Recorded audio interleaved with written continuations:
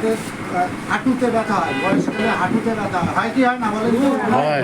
তাদের জন্য এই হাঁটুর একটা বেল্ট দেওয়া হয়। স্যার আমার এই যে কোমরে হ্যাঁ, কোমরে হাঁটুর বেল্ট দেওয়া হয় যাদের বয়স হয়ে গেছে 60 বছর। আর এরকম কোমরেও ব্যথা হয়, এই আমার হচ্ছে। কোমরের বেল্ট এরকমভাবে সরকার থেকে দেওয়া হয়। এছাড়া তারা যারা মানে বাড়িতে অনেক সময় প্যারালাইজ হয়ে যায়, বিছানার থেকে উঠতে পারে, সেক্ষেত্রে তার যদি একটা হুইল চেয়ার হলে সুবিধা হয়, সে হুইল চেয়ার পেতে পারে। এরকম পায়খানা পেচ্ছাপ বিছনায় করছে, সেই রকম ক্ষেত্রে হুইল চেয়ারের সাথে কোমর একটা সিস্টেম আছে, কোমর লাগানো, সেইটাও কিন্তু সরকারিভাবে সাহায্য করে। তারপরে তাদের জন্য পিঠে ব্যথা, পিঠেরও একটা বেল্ট পাওয়া যায়, কিন্তু আমাদের কাছে পিঠের বেল্টটা আসে নাই।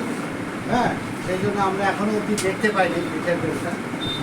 আশা করি সামনে আসবে, তখন আমরা পাবো, কিন্তু ওইটা পেতে পারি। এই ধরনের সহযোগিতা আছে। সেক্ষেত্রে কী কাগজ লাগবে? সেই 60 ঊর্ধ্ব ব্যক্তিদের আধার কার্ড অনুযায়ী বয়স হতে হবে 60 এবং উপরে। তার সাথে লাগবে হলো একটা রেশন কার্ড, যে ration card BPL ration card, যেমন চাল, গম, আটা এগুলো পায় যে রেশন কার্ড, বেশিরভাগ মানুষেরই সেই ধরনের রেশন কার্ড। খুব কম সংখ্যক আছে এপিএল রেশন কার্ড।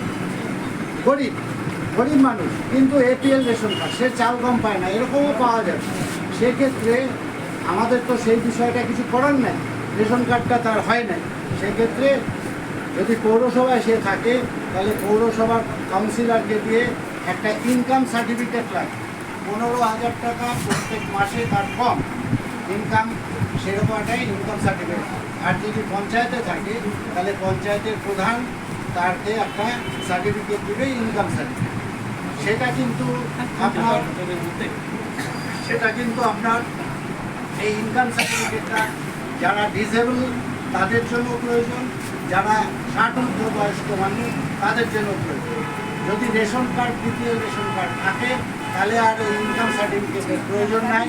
যদি রেশন কার্ড না থাকে, বিপিএল রেশন কার্ড, যে রেশন কার্ডের মাধ্যমে আপনারা চাল, আটা ইত্যাদি পান, সেই রেশন কার্ড যদি না থাকে, তাহলে কাউন্সিলরের থেকে একটা সার্টিফিকেট, ইনকাম সার্টিফিকেট লাগবে, অথবা পঞ্চায়েত প্রধানের কাছ থেকে একটা ইনকাম সার্টিফিকেট, 1 কপি ফটো লাগবে, আর মোবাইল নাম্বারটা লাগবে।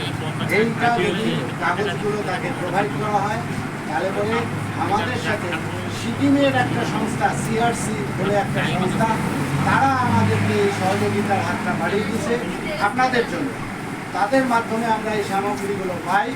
এখানে যদি সেই ধরনের একটা ব্যবস্থা করা হয়, তাহলে পরে আমরা একটা ক্যাম্প, অ্যাসেসমেন্ট ক্যাম্প হবে, সেখানে লোকরা আসবে, তাদের কাগজপত্রগুলো জমা দেবে, এবং আগেও দিতে পারে। এই যে কী নাম যেন বললাম, বাসন্তী এবং মিনতি, অনিতা, এদের দুজনের কাছে সেই কাগজগুলো জমা দিতে হবে। ওরা দেখে নেবে কোন কাগজগুলো ঠিক আছে, সেই অনুযায়ী আমাদের অফিসে আগে থেকেই ইনফর্ম করে দিতে পারে। এইটুকুই আমাদের কাজ। আমরা চাই সমাজে যারা দিব্যাঙ্গ ভাই বোন, দাদা দিদি, মাসি, এসব যারা আছে, তাদের একটু সাহায্য হোক। যাদের জানকারি নাই, এই আপনারা যে একটুকু জানলেন, সেটার মাধ্যমে আরও 10 জন জানবে।